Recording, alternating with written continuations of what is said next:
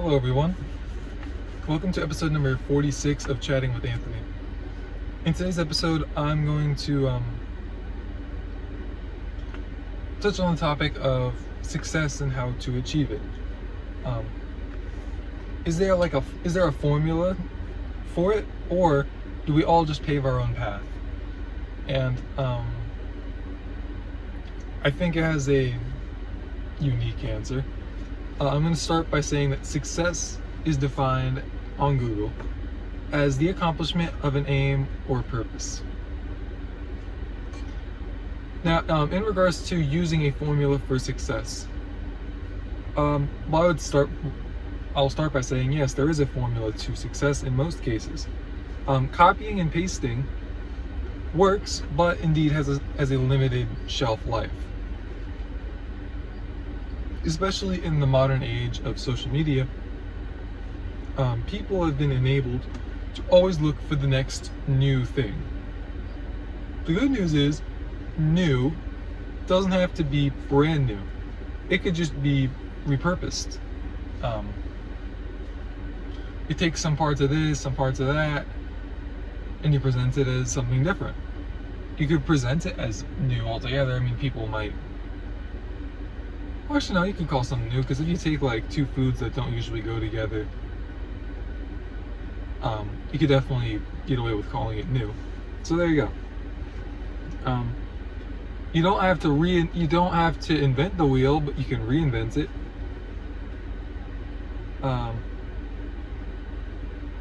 Yeah, I mean, copy and paste definitely.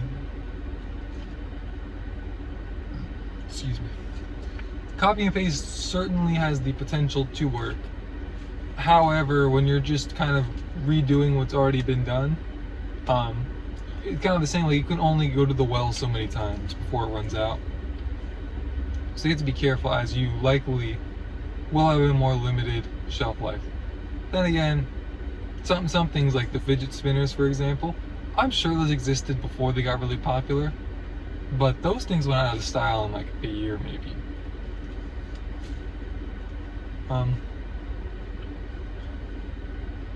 And going into the whole utilizing a formula, you can also use, well, I guess in the case of repurposing, you can use past success as a template.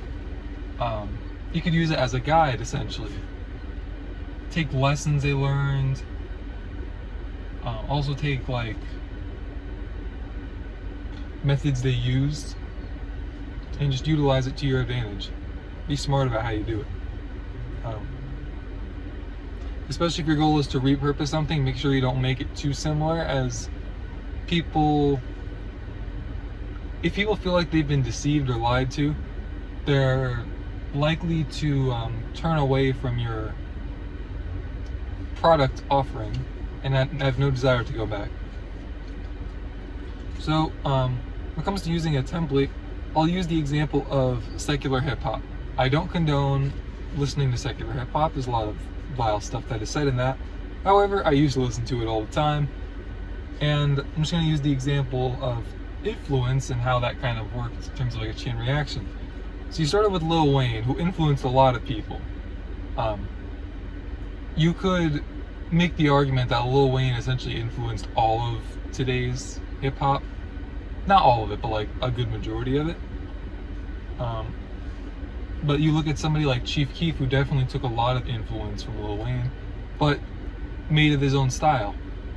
You could argue repurposed, but I do think there was enough of a difference in terms of their style to where it didn't feel like a copy and paste. And then you look at somebody like Playboy Carti. Playboy Carti, you could, if you were to listen to his music, you definitely can't say that sounds like Lil Wayne or that sounds like Chief Keef. You could definitely see how he was influenced by those guys. They're all unique artists, I think, at least, in terms of the music they've put out.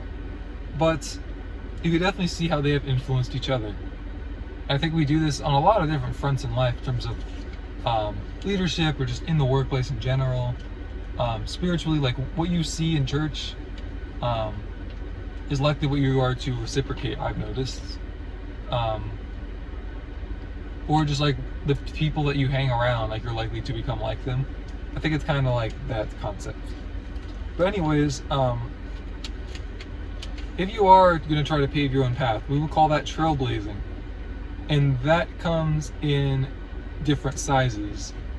You could take what somebody else did and go down a new path with it, or you could just like take something nobody else has done and just I forget. Oh yeah, so there's somebody I saw somebody on YouTube use the example. So the YouTube channel I got this from, just to give credit for him, is called Shredded Sports Science. He used the example of like, so what is the plan? Are we just gonna burn the boats, draw our swords, run at them and scream and hope for the best? To an extent, trailblazing can be like that. Maybe don't burn the boats. Maybe keep that as a last resort. But anyways,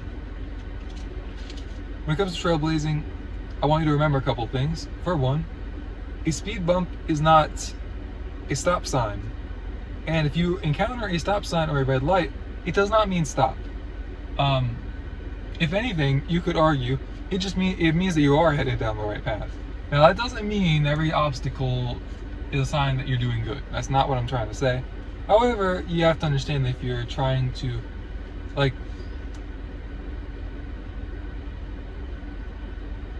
if you pray for rain, don't get complained when you have a little bit of a flood, essentially is what I'm trying to say. You don't have a template to go off of to see where the stoplights are and where the stop signs are. You're gonna have to figure that out yourself. That's why you get that's why you get not extra credit, but you are more you're given more honor if you can pave your own path and you don't just copy and paste what somebody else did, because you paved that path yourself, which is worthy of respect. But you also have shown others a new method of doing things. So there you go. If you're doing it for the praise of others, I'd advise you not to do that. But you'll also get more of it if you do the trailblazing path. I'm going to finish with this final quote here. Well, it's not a quote, it's just a final thought. Success does not, and should not come easy.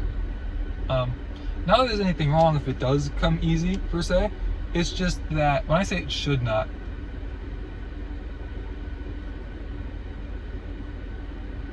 okay, I guess the best way I could explain it is if success truly comes easy, that means that you're like overqualified for whatever it is, and you probably should have gone down that path sooner. Obviously, there's nuance within that. It's definitely not a blanket statement, but I'd say for the most part, I think what I just said is applicable. When it comes to success, or I guess obviously it depends to what you're trying to succeed at and what you're trying to accomplish. But in a lot of cases, few people strive for success, and then even fewer find it, and that is for a good reason, because it is a challenge. It's not meant to be easy. You're not supposed to just stumble upon gold one day when people were mining for gold and it took them years to I don't know how long it took them to find it. Anyways, I'm gonna finish with a paraphrase from Elon Musk, because I don't remember how exactly he said it, but he said in regards to business, be prepared to stare into the abyss and to eat glass. Bit of a morbid picture. I don't know if morbid is the right way to put it. Bit of a grim picture, if you will, but I think he's right. Like, be prepared to run into some problems. It's natural.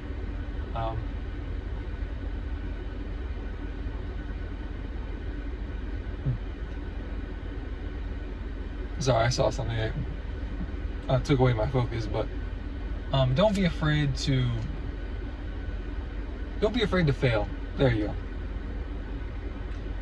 go. You learn lessons that help you to succeed when you fail. Very few people succeed their first go around, so Don't think that you're any different. There you go. That's the episode. You guys stay safe. Love you, bozos. I don't know why I say love you, bozos, as if I know you guys personally. I appreciate you bozos taking the time out to watch these videos. Stay safe, keep God first, and I'll see you in the next one.